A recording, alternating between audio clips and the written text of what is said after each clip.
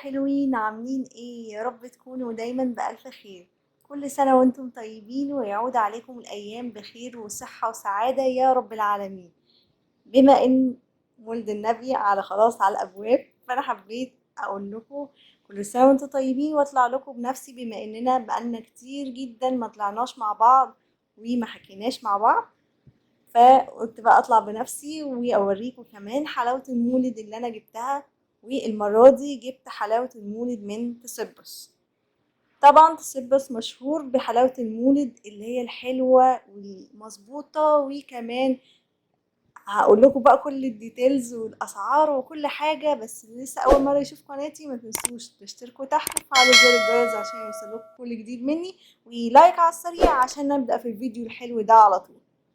في المولد مراجيح وعيال وشوش. اول حاجة شكل العلبة جميلة جدا جدا جدا، ولو بصيتوا كده من قريب بصوا هتلاقوا فيها عروسة المولد وكمان الحصان. الحلاوة اللي هي بتبقى شكل اللي هي بتاعت قديم كده، وكمان معمولة بشكل لطيف جدا. وكمان في يعني حاجة كده مميزة بتتميز بيها علبة تسبس عن باقي العلب، وهي ان انت تقدر تشيلها كده. هي علبة كأنها علبة جاتو او علبة يعني تورته وكده، وفي نفس الوقت علبة مميزة في نفسها يعني متدلعة من الآخر. يلا بينا بقى نفتح العلبة دي ونشوف فيها ايه. بصوا، لو فتحنا العلبة بقى مع بعض كده وشوفنا محتويات العلبة القمر دي، هقول لكم بقى هي عبارة عن ايه وفيها ايه. بصوا، هي معمولة كده بشكل جميل ولطيف. ولو قربتها لكم برضو بصوا شكلها حلو ازاي، وفيها اصناف كتير جدا من حلاوة المولد. يلا بينا بقى نعرف ايه العلبة الحلوة دي وفيها ايه بالظبط. يلا بينا على طول. اول حاجة معانا بقى واللي الناس بتحبها قوي وانا كمان شخصيا بموت فيها، وهي السمسمية. السمسمية بصوا عاملة ازاي. الباكج بتاعتها حلوة جدا وطعمها خطير يا جماعة. بصوا انا اصلا يعني انا لسه ما فتحتهاش، بس هي جميلة جدا. وهي من باكج يعني تسبس طبعا لا غنى عنه ومعروف، فحاطين منها 2. ودي تعتبر العلبة اللي هي اللوكس الكبيرة. وهقول لكم بقى على الباقي. ده برضو ده حمصية وشكلها برضو جميلة جدا، ودي في منها واحدة بس. تمام. ودي بقى افتكاسة جديدة من تسبس، وهي اسمها جيرسي اناناس. عبارة عن حاجة كده بالاناناس ومحطوط عليها عارفين اللي هي شوكولاتة في الفارماسي اللي هي بتبقى الوان. دي هي برضو خطيرة يا جماعة، طعمها حلو. وبصوا بقى ايه تاني. هنا طبعا اللي هي اللذيذة او الدومية اللي هي هنا بالبندقية. طعمها خطير يا جماعة برضو عشان انا خدت منها حتة. وطعمها حلو جدا، عايزة اقول لكم هتعجبكم كتير. وبصوا دي لذيذة. دي لذيذة حمام. حمام تبقى كده، بس هي الايه غامقة مش اللي هي الفاتحة. طعمها برضو حلو. تمام. وهنا بقى الملبن الحبل. ملبن الحبل فيه 2 منه كبار، وطعمه طبعا خطير جدا جدا، لازم تجربوه يا جماعة هيعجبكم كتير جدا. وبصوا بقى اللي هي القرص. القرص دي او القرص يعني منها، ده الحمصية وده السمسمية. الاتنين اخطر من بعض، جميلة جدا طعمها لذيذ، وانتوا طبعا عارفينها ولا غنى عنها، وسكرها كمان مظبوط جدا، فهتعجبكم. ويلا بينا نشوف اللي بعده. بصوا بقى هنا في نوعين من البسيمة. في بسيمة مخصوص. البسيمة المخصوص هتلاقوا فيها من ورا كده حتة بيضة، وهي مخصوص وعشان فيها مكسرات. اما البسيمة التانية هي بسيمة عادية خالص ما فيهاش حاجة سادة يعني، فدي البسيمة المخصوص ودي البسيمة العادية، الاتنين كمان جمال جدا جدا، لازم تجربوه. اما بقى لو حابين يعني مع كوباية شاي بقى كده الصبح، وتقعدوا بقى كده تتمزجوا هنا، دي بقى ايه لو جدعين؟ فستقية، ايوه، فستق خطير يا جماعة مع كوباية الشاي، وهتسقوا كده، مش تسقوا يعني، تاخدوا قطعة منها مع كوباية الشاي بقى، وهتروحوا في حتة تانية خالص، عالم تاني. وتعالوا بقى نشوف كمان هنا البندقية، برضو فيها واحدة، يعني البندقية واحدة والفستقية واحدة، وقلنا البسيمة اتنين بس، واحدة مخصوص وواحدة سادة، والاتنين قرص بس، واحدة سمسمية وواحدة حمصية. وقلنا في واحدة لذيذة حمام، دي واحدة بس، كان في بيبقى واحدة بيضة بس هما مش حاطينها. وهنا زي ما قلت لكم الافتكاسة الجديدة اللي عاملينها اللي هي جيرسي اناناس، وده اللذيذة اللي هي الدومية اللي بتبقى بالجيلاتينة كده، طعمها حلو جدا ومحطوط عليها بندق. وهنا زي ما قلت لكم الحمصية، تمام، طعمها برضو خطير.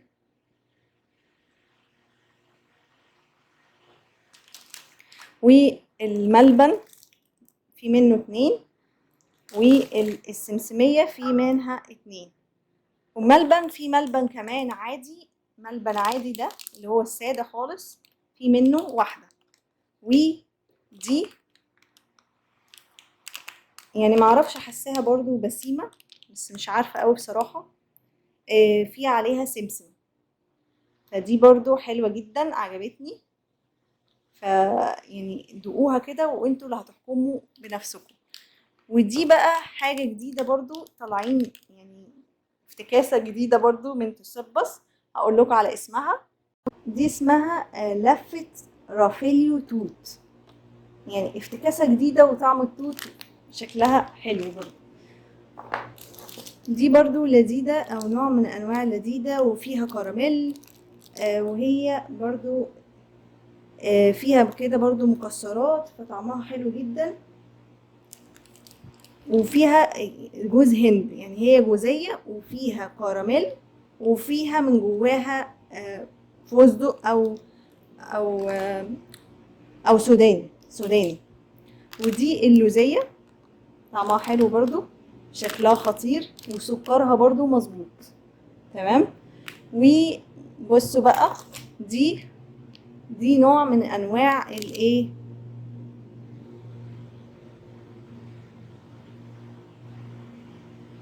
برضو لذيذة، او يعني اللي هي التوفي ده، طعمها حلو وجميل، وفيها برضو البندقية، فيها بندقية، تمام، حلو قوي وجميل، والتنويع بتاعة العلبة جميلة جدا. وهنا برضو هنا بقى ده كاجو بس هما مكسرينه مش عارفة ليه، بس هو حلو، يعني حلو، وعاملين منه واحدة. اخر حاجة بقى معانا وهي السودانية، عاملين منها اتنين، لعشاق برضو السوداني انتوا هتلاقوا بقى ايه، يعني كل حاجة فيها اتنين، وفي حاجات فيها واحدة، يعني انا برضو يعني الحمد لله الحاجات اللي انا بحبها فيها منها اتنين، والحاجات برضو اللي انا بحبها برضو في منها واحدة يعني. يعني الكاجو بحبه جدا، السوداني برضو بحبه خطير، جوز الهند برضو بحبه. هنا البندقية مش بحبها قوي عادي، وهنا الحمام برضو مش بحبه، في منها واحدة، تمام. وهنا دي اللي هي اسمها توفي، زي توفي كده، وفيها بندق برضو. ودي اللي انا قلت لكم عليها اللي هي بالتوت، افتكاسة منهم. وهنا الجيلاتينا اللي انا انقضيت عليها قبل التصوير وخدت منها حتة، تمام. وهنا البتاع اللي هي بالاناناس، اللي هي الشكل بالاناناس ده اللي ليها فرماسيل، تمام. ودي برضو اللي هي بسيمة، تمام. انا بحاول ارتب معاكم العلبة عشان يبقى شكلها لطيف برضو لاي حد ياخد. وهنا برضو ملبن. تمام.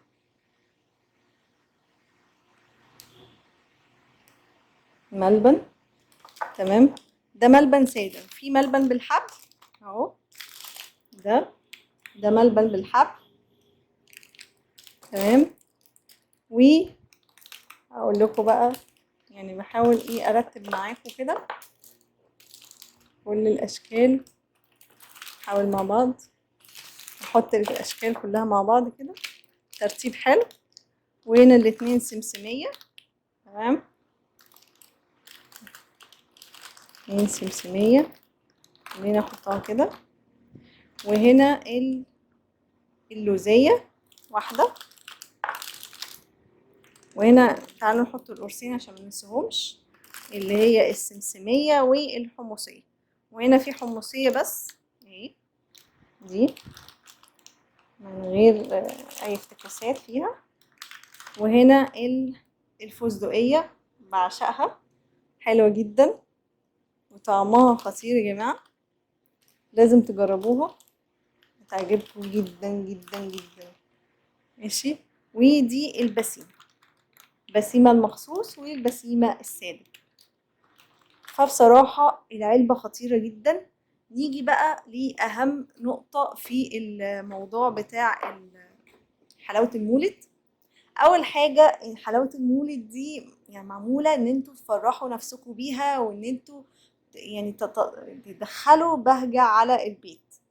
دي أول نقطة. تاني نقطة إن أي حد بيحب حلاوة المولد هتلاقوا منها الناس اللي بتحب يعني حاجات معينة، وفي حاجات تانية ناس مش بتحبها. يعني في ناس بتحب اللي هي الحاجات الطرية، والحاجات الناشفة دي ما بتحبهاش.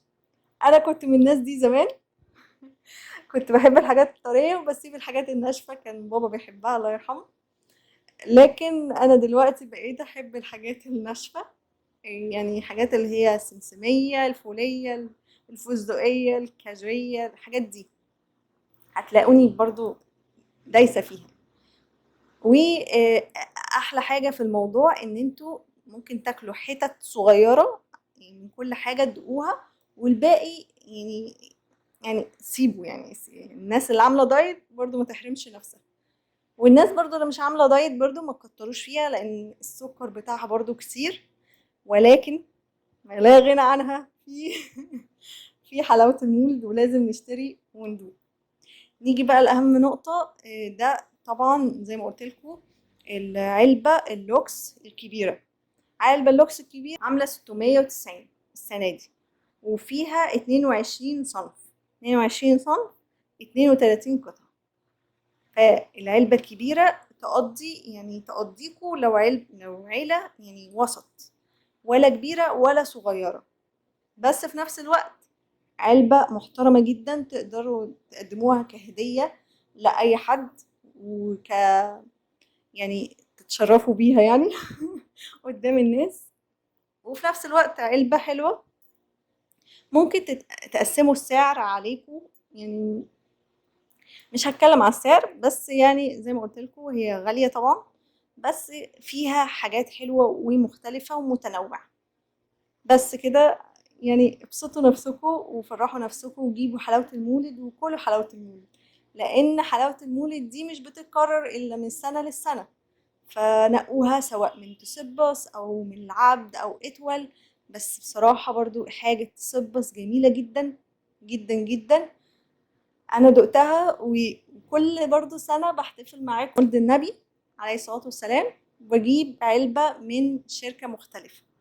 فالسنة دي جبت نتسبس، وحبيت ان انا افرحكم معايا واوريكم يعني قد ايه، ولو حاجة لو حاجة صغيرة او حاجة كبيرة هتدخل عليكم بهجة وافرحوا. وفي نفس الوقت ما تنسوش برضو ان انتوا تفرحوا اطفالكم وتفرحوا الاطفال العيلة، ويجيبوا لهم برضو هيفرحوا بالحاجات دي جدا ومجربة طبعا. بس كده انا خلصت الفيديو بتاعي. لو عجبكم الفيديو ما تنسوش اللايك والشير والسبسكرايب، وقولوا لي بتحبوا ايه من حلاوة المولد، واكتبوا لي تحت في الكومنتات جبتوا حلاوة المولد منين وفين. دقتوها وأنهي حاجة عجباكوا في حلاوة البيض. واشوفكم على خير في الفيديوهات الجاية. باي باي.